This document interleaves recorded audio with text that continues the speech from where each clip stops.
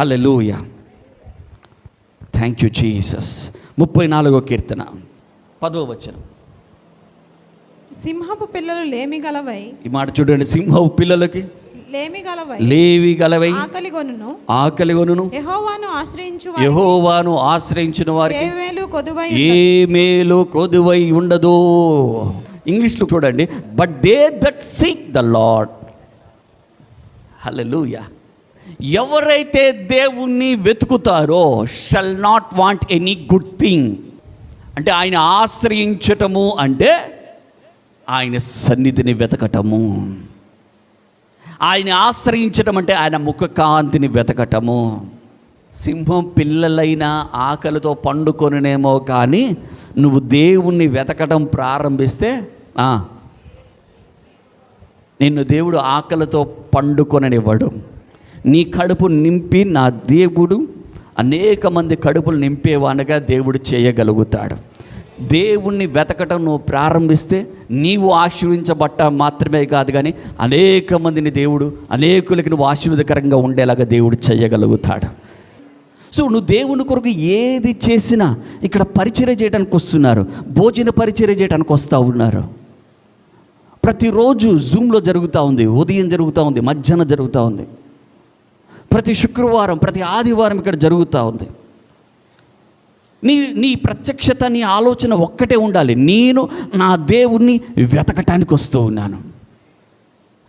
ఆయన ఆశ్రయించిన వారికి ఆయన్ని వెతికే వారికి ఏ కొదువ ఉండదు అని దేవుని లేఖనాలు తెలియజేస్తూ ఉన్నాయి.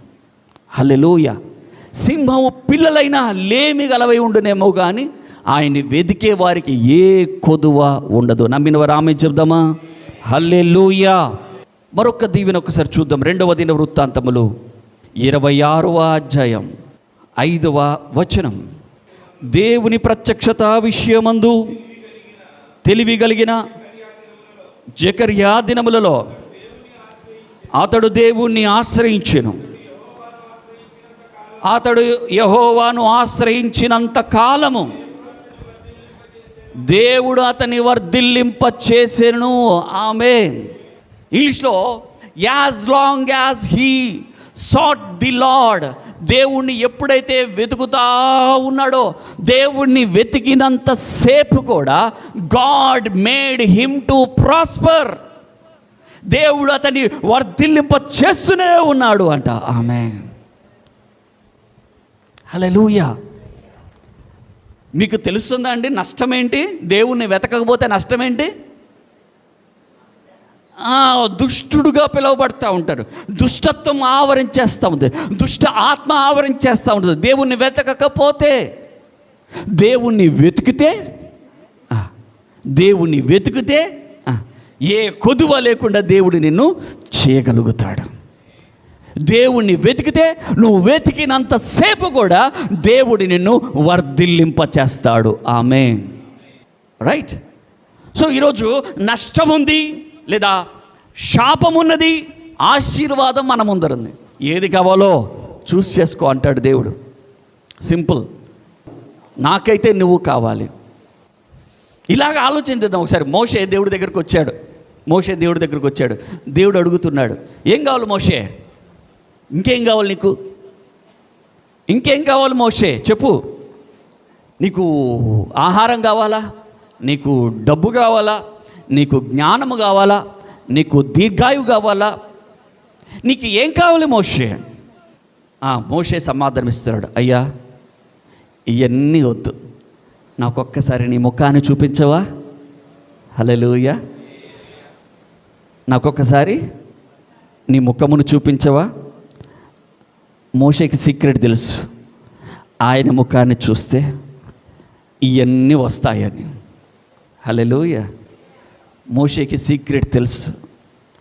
అందుకే ఆయన రాజ్యాన్ని, నీతిని మొదటగా వెతుకుడి. ఆమేన్.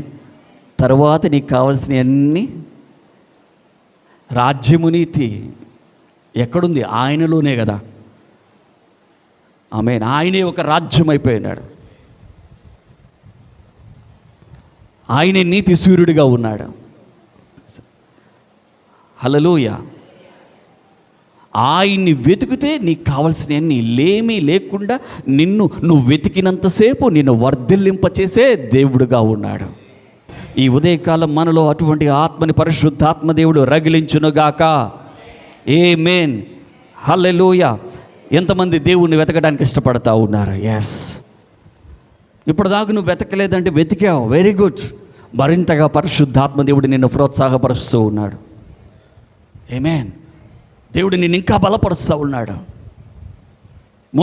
మోషే మహిమను చూడలేదంటే చూశాడు, అద్భుతాలు చూడలేదంటే చూశాడు, దేవుని కార్యాలను చూశాడు, ఆయన హస్త బలమును చూశాడు. మోషేలు ఇంకొకటి అయ్యా ఇప్పుడు నీ ముఖాన్ని నేను చూడాలి. కానీ ఆ నిబంధనను బట్టి మోషేకి పర్మిట్ చేయబడలే. ఏ నరుడు కూడా నన్ను చూచి నా ముఖమును చూచి బ్రతకనేరడు అన్నాడు. కాబట్టి నీ కొరకు ఒక బండ నాకు సమీపముగా, ఎవరికి సమీపముగా? దేవునికి సమీపముగా ఒక బండ ఉన్నదంట. హల్లెలూయా.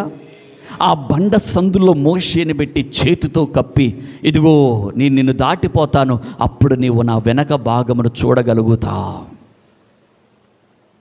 చెప్పండి, మోషే ఆశ తీరిందా, తీరలేదా? ఆశగల ప్రాణమును తృప్తిపరిచే దేవుడు కదా మన దేవుడు. మోషే ఆశని దేవుడు తీర్చాడు. ఎట్లా తీర్చాడు? రూపాంతరత కొండ మీదకి తీసుకెళ్ళాడు. జస్ట్ ఒక్కసారి అక్కడికి వద్దాం. లూకాసు వార్త 9వ అధ్యాయం 28వ వచనం నుంచి త్వరగా చూద్దామా? లూకాసు వార్త 9వ అధ్యాయం 20. ఈ మాటలు చెప్పినది మొదలుకొని రమారమి 8 దినములైన తర్వాత ఆయన పేతురును, యోహానును, యాకోబును వెంటబెట్టుకొని ప్రార్థన చేయుటకు ఒక కొండ ఎక్కెను. ఆయన ప్రార్థించుచుండగా ఆయన ముఖరూపము మారెను, ఆయన వస్త్రములు తెల్లనివై దగదగా మెరిసెను. మరియు 2 పురుషులు ఆయనతో మాట్లాడుచుండిరి, వారి మోషే, ఏలియా అనువారు. ఆ కొండ మీద యేసుక్రీస్తు ప్రభువారు ప్రార్థన చేయుచుండగా ప్రభువారి ముఖము ఏమైందంట? వా, ఆ మాట చూడండి. ఆయన ప్రార్థించుచుండగా ఆయన ముఖ రూపము మారెను, ఆయన వస్త్రములు తెల్లనివై దగదగా మెరిసెను. మరియు 2 పురుషులు ఆయనతో మాట్లాడుచుండిరి. 2 మాట్లాడుచూ ఉన్నారంట. ఆ 2 ఎవరు? మోషే, ఏలియా. యేసుక్రీస్తు ప్రభువారు ఏ ఫామ్లో ఉన్నారండి అంటే, ఓ గ్లోరియస్ ఫామ్లో తన్ను తాను మహిమపరుచుకొని ఆ మహిమలో ప్రభు వారు అగపడుతూ ఉంటుండగా అదే అట్మాస్ఫియర్లో, అదే గ్లోరీ అట్మాస్ఫియర్లో మోషే, ఏలియా కూడా అగపడుతూ ఉన్నారు. వారు అక్కడ ఉన్నారా? జస్ట్ అక్కడ ఉన్నారా? వంట మాత్రమే కాదు, వాళ్ళు ఏం చేస్తున్నారని అంటే మాట్లాడుతున్నారు. ఎవరితో మాట్లాడుతున్నాడు? మహిమగల రాజుతో మాట్లాడుతూ ఉన్నారు. హల్లెలూయా. ఏం మాట్లాడుతూ ఉన్నారు? చదవండి కింద. వారి మహిమతో అగపడి ఆయన యెరూషలేములో నెరవేర్చబోవు నిర్గమమును గూర్చి మాట్లాడుచుండిరి. ఏంటంట? యెరూషలేములో అగపరచిపోవు నిర్గమమును గురించి మాట్లాడుచున్నారంట. వా, దేని గురించి మాట్లాడుతున్నారండి? వాళ్ళ డిస్కషన్లో ఏముంది? నిర్గమమును గురించి. నిర్గమము అంటే ఏంటి తెలుసా? ఎక్సోడస్, నిర్గమకాండము. కానీ అక్కడ ఏం జరిగిందండి అంటే ఆయన దిగి వచ్చి వారిని ఐగుప్తుల నుంచి విడిపించాడు. ఎక్సోడస్, నిర్గమము. హల్లెలూయా. సో ఇప్పుడు మోషే, ఏలియా ఏం మాట్లాడుకుంటున్నారు? నిర్గమమును గురించి మాట్లాడుకుంటున్నారు. ఏ నిర్గమము? అయిపోయిన నిర్గమమును గురించి కాదు మాట్లాడుకునేది, జరగబోయే నిర్గమమును గురించి మాట్లాడుతూ ఉన్నారు. హల్లెలూయా. 1 more ఎక్సోడస్ జరగబోతా ఉంది. 1 more నిర్గమము రాబోతా ఉంది. హల్లెలూయా. ఒకటి, ఐగుప్తులో నుంచి దేవుడు ఇజ్రాయెల్ వారిని విడిపించాడు. ఈరోజు నిన్ను, నన్ను, మనందరినీ కూడా పాపము ఉచ్చులో నుంచి, మరణ బంధకాల నుంచి దేవుడు శిలువ బలియాగము ద్వారా ఆయనే కృపాసత్య సంపూర్ణుడుగా ఉండి మనల్ని బయటికి నడిపించాడు. ఆమేన్, హల్లెలూయా. మరొక నిర్గమము రాబోతా ఉంది, జరగబోతోంది. ఆ దేవాదేవుడు మధ్యాకాశానికి రాబోతా ఉన్నాడు. ఇక్కడ ఉన్న మనము, సజీవులమైనటువంటి మనము, ఆ మహిమను స్వతంత్రించుకొని రూపాంతరపడి సంఘము, మహిమ కలిగిన సంఘము ఆయనంతా ఎదుర్కొంటుందంట. సో వారైతే యెరూషలేములో జరగబోయే నిర్గమమును గురించి మాట్లాడుకుంటూ ఉంటాడు. అయితే లూకా భక్తుడు ఇక్కడితో కట్ చేసేసాడు. దాన్ని ఇంకా మనకి కంటిన్యూ చేస్తూ అనేక విషయాలు చెప్పలేదు అక్కడ. వెంటనే అక్కడ ఉన్నటువంటి ఆ శిష్యులైన పేతురు, యాకోబు, యోహానులు ఏం జరిగిందండి? వారు వెంటనే వారు మహిమతో అగబడి ఆయన యెరూషలేములో నెరమర్చబోబు నిర్గమమును గురించి మాట్లాడుచుండిరి. పేతురును అతనితో కూడా ఉన్నవారును నిద్ర మత్తుగా ఉండిరి. వారు మేలుకొనినప్పుడు ఆయన మహిమను ఆయనతో కూడా ఉన్న నిలిచి ఉన్న ఇద్దరు పురుషులను చూచిరి. సో నెక్స్ట్ టాపిక్ అనేది మారిపోయింది. లూకా భక్తుడు అక్కడితో దాన్ని ఆపేసి శిష్యుల మీదకి ఫోకస్ తీసుకొని వచ్చాడు. రైట్. సో ఏదేమైనప్పటికీ ఆ యొక్క రూపాంతరత కొండ అనే పేరు దానికి వచ్చింది. ఎందుకంటే అంటే యేసుక్రీస్తు ప్రభువు అక్కడ రూపాంతరము చెంది ఉన్నాడు. ఆమేన్. ఒకసారి యోహాను సువార్త 6వ అధ్యాయం ఒకసారి 46వ వచనం చూద్దాం. దేవుని యొద్ద నుండి వచ్చిన వాడు తప్ప మరి ఎవడును తండ్రిని చూచి ఉండలేదు. ఈయనే తండ్రిని చూచి ఉన్నవాడు. ఆయనను చూచి ఎవరైనా బ్రతకగలరా? నో. కానీ ఆయనకు సమీపముగా ఒక బండ ఉన్నది. ఆ బండే క్రీస్తు.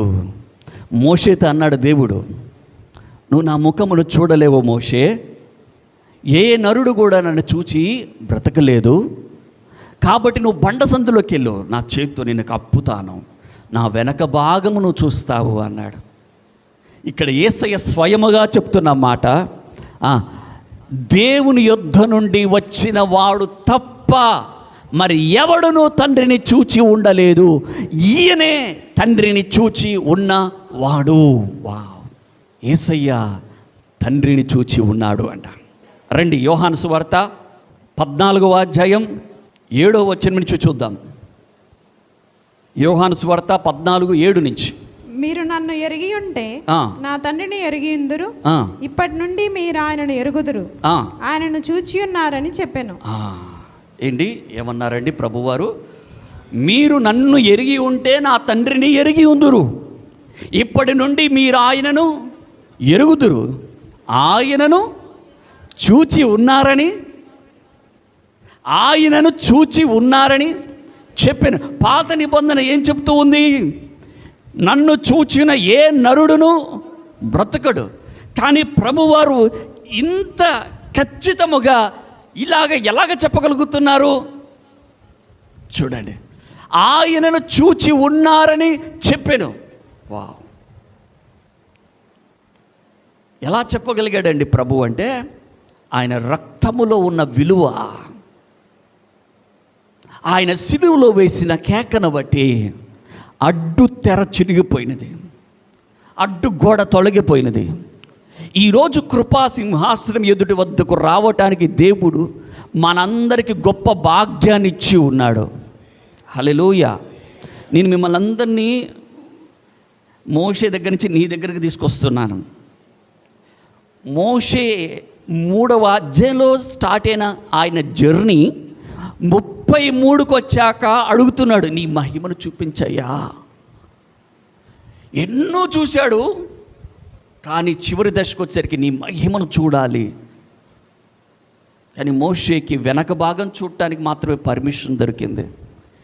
కానీ ఈరోజు సంఘము క్రీస్తు రక్తము చేత కడగబడిన వారికి ఇయ్యబడిన ధన్యత ఏంటంటే, తండ్రిని చూచే ధన్యత దేవుడిచ్చాడు. ఇది అక్కడున్న శిష్యులకు అర్థం కాలే. మేబీ ఈ మాట మీకు కూడా అర్థమైందో లేదో. నెక్స్ట్ వచనం చూడండి, 8వ వచనం. అప్పుడు ఫిలిప్పు ప్రభువా తండ్రిని మాకు కనపరచుము, మాకంతే చాలునని ఆయనతో చెప్పగా ఏమంటా ఉన్నాడు ఫిలిప్పు? మోషే ఇలాంటి ప్రత్యక్షత కలిగిన ఫిలిప్పు అనిపిస్తుంది మాట చదువుతూ ఉంటుండగా. యేసయ్యతో పాటు యాత్ర చేశారు, యేసయ్యతో పాటు వారు ఎన్నో బోధలు విన్నారు, ఎన్నో అద్భుతాలు చూశారు, ఎన్నో మరణాలు సైతము కూడా జీవముగా మార్చబడటం చూశారు, ఎన్నో రోగాలు, ఎన్నో దయ్యాలను.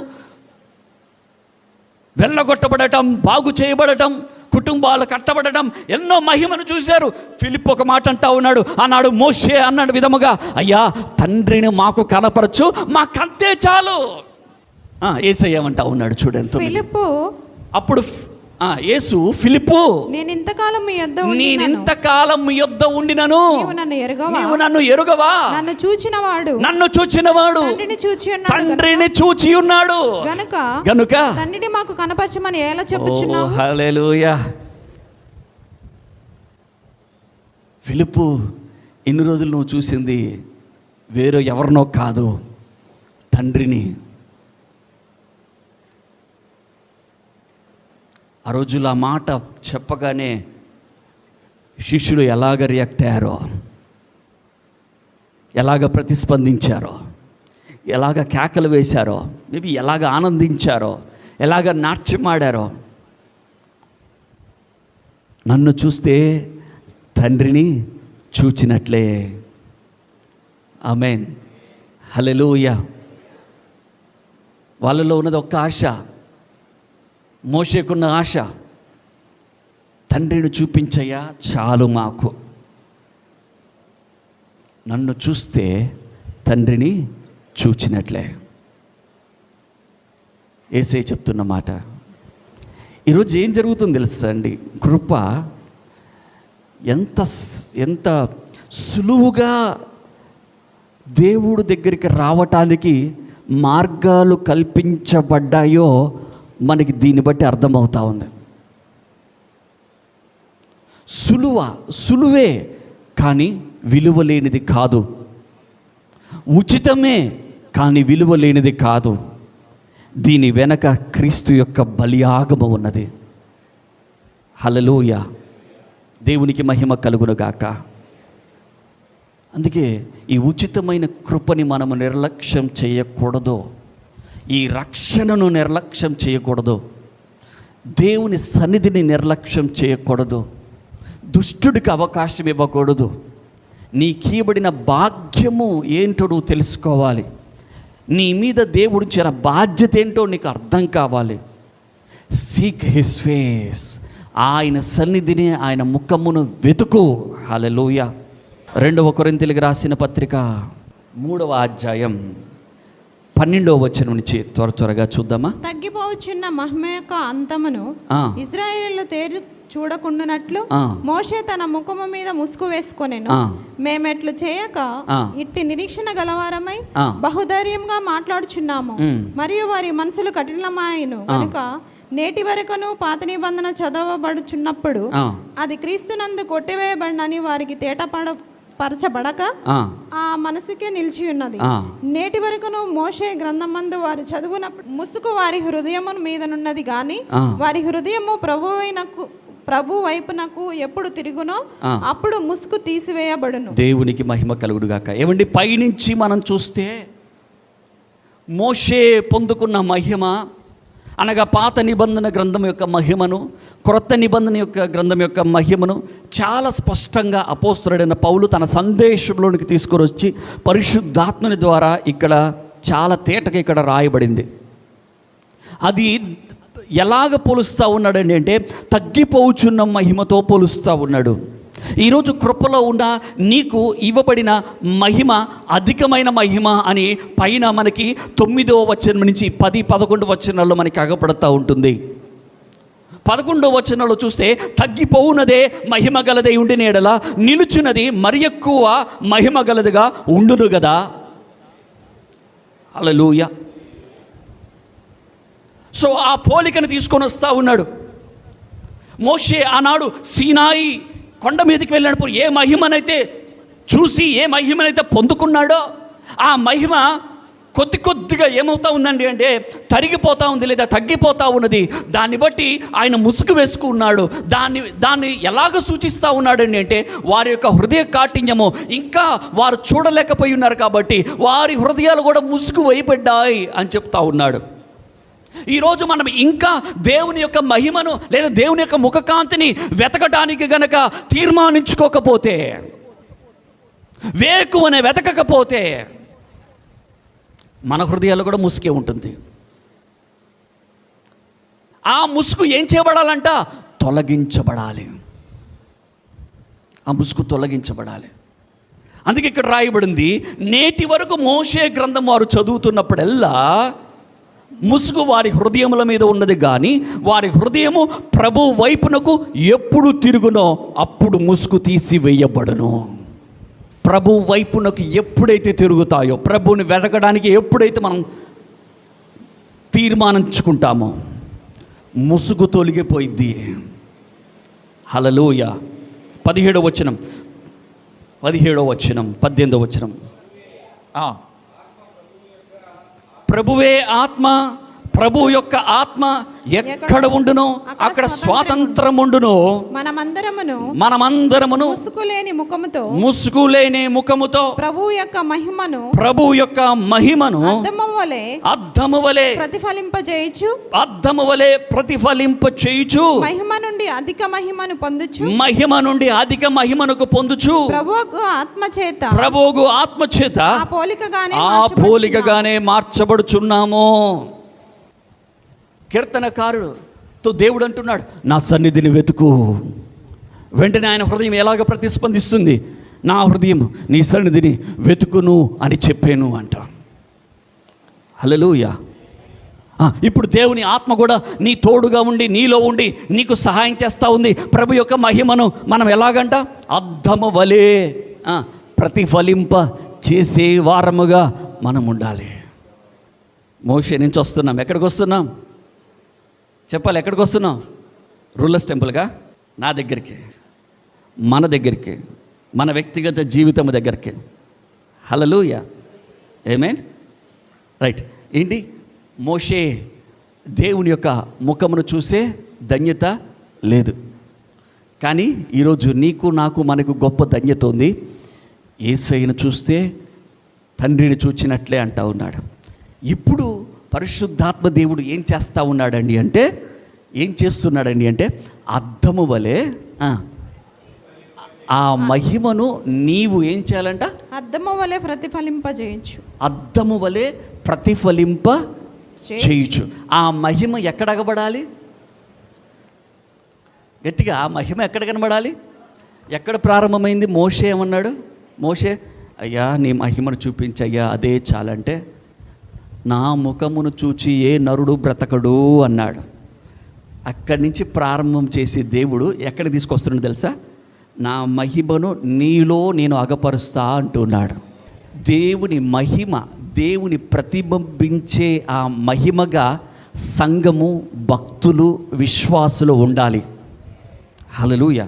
దేవుని మహిమ అంటే ఏదో నువ్వేదో దగదగలాడుతూ ఓ దూతలా కనబడటం అర్థం కాదు.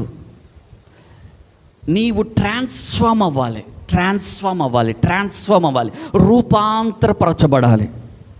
నీ శరీరం అనేది తగ్గిపోతూ ఉండాలి, నీలో ఉన్న వాక్యము హెచ్చింపబడుతూ ఉండాలి. దుష్టుడు ఏమనుకుంటున్నాడు? దేవుణ్ణి వెతకాలి అని దేవుని గురించిన ఆలోచనే దుష్టులు లేదు. దాన్ని ఏమంటారండి? ఆత్మీయ గర్వము అంటారు. స్పిరిట్ ఆఫ్ ప్రైడ్, ఆత్మీయ గర్వము. It's very dangerous spirit. ఈ గర్వముతోటే లూసిఫర్ ఏం చేయబడ్డాడు? సో ఈ గర్వము ఏం చేయబడాలి? తగ్గించబడుతూ ఉండాలి. నాలో ఉన్న యేసు హెచ్చింపబడుతూ ఉండాలి. హల్లెలూయా. ఇప్పుడు అద్దం వలె మనం ప్రతిబింబించే వారముగా ఉండాలి. రైట్. హల్లెలూయా. ఇదే ఈ 4వ అధ్యాయానికి వచ్చేసి ఈ ఒక్క మాట చదవండి, 5-6 వచనాలు. ఆయన మహిమను గూర్చిన జ్ఞానము యేసుక్రీస్తునందు వెల్లడిపరచుటకు మా హృదయములలో ఏమైందంట? బా, ఎంత అద్భుతమైన మాట చెప్పండి. నా హృదయములో, చెప్పండి, నా హృదయములో దేవుడు ఆ మహిమను గురించిన జ్ఞానమును ప్రకాశింప చేస్తున్నాడు. హల్లెలూయా. ఇది పరిశుద్ధాత్మ యొక్క పరిచర్య. మన హృదయాల్లో ఆయన మహిమను గురించిన జ్ఞానమును ప్రకాశింప చేయటమే ఆయన పరిచర్య. ఇప్పుడు మనము ఆయన మహిమను, ఆ దివ్యమైన మహిమను అద్దము వలె ప్రతిఫలింప చేసే వారముగా ఉండాలి. దేవుడైతే ఒక ఆన్సర్ని క్రొత్త నిబంధనకి ఇచ్చి ఉన్నాడు. హృదయ శుద్ధి కలవారు ధన్యులు, వారు దేవుని చూస్తారు. అయితే ఈ ఆన్సర్ ఇచ్చి దేవుడు మనకి ఒక మార్గాన్ని కూడా దేవుడు చూపిస్తూ ఉన్నాడు. ఎలా ఈ ఘోరమైన ఈ హృదయాన్ని, ఈ చెడ్డ హృదయాన్ని ఎలాగ బాగుపరుచుకోవాలి, హౌ ఇట్ ఈస్ పాసిబుల్, ఈ ఆలోచనలు ఎలాగ శుద్ధి చేసుకోవాలి, ఈ మనసును ఎలాగ నివారించుకోవాలి, ఇది ఎలాగ సాధ్యం అంటే కేవలం యేసయ్య బలియాగము ద్వారా మాత్రమే మనము ఆ ధన్యతను మనం పొందుకోగలుగుతాం. Hallelujah. Without the blood of Jesus, యేసయ్య సిలువ బలియాగము లేకుండా నేను శుద్ధి చేసుకోవాలి, నా క్రియలు, నా పనులు, నేను నాది అనుకుంటే అది అయ్యేది కాదు, అది స్వనీతికి దారితీస్తుంది. అందుకోసమే ప్రభు యొక్క రక్తములో, ఆయన శరీరంలో పాలు పంచుకుంటూ ఆయన చేసిన సిలువ బలియాగని మన జ్ఞాపకం తెచ్చుకుంటా ఉన్నాం. సో ఈరోజు కూడా నీవు ఆ బల్లలో చేయి వేయబోతా ఉన్నావు, ఆ పరిశుద్ధ ఆహారం పుచ్చుకోబోతా ఉన్నావు. ప్రభువుని అడగాలి, అయ్యా ఈ హృదయాన్ని మార్చండి. ఈ రాతి హృదయం అయ్యా నిన్ను వెతకకుండా ముసుగు వేయబడిన హృదయముగా ఉన్నది, ఈ ముసుగు తొలగిపోవాలి. నిన్ను నేను వెతకాలి లార్డ్, నన్ను శాంక్టిఫై చేయండి, నన్ను పవిత్రపరచండి, నీ సిలువ రక్తము చేత నన్ను కడగండి. ఇది మొదలుకొని నిన్ను వెతికేవానిగా ఉండాలి. ఇది గనక నువ్వు ప్రార్థన చేయగలిగితే ఈ ఉదయకాలం పరిశుద్ధాత్మ దేవుడు మన హృదయాల్ని శుద్ధి చేయడానికి ఇష్టపడతా ఉన్నాడు. ఆయన మహిమను ప్రతిబింబించి కృపలోనికి దేవుడు మనల్ని నడిపించగలుగుతాడు. ఆమేన్, హల్లెలూయా.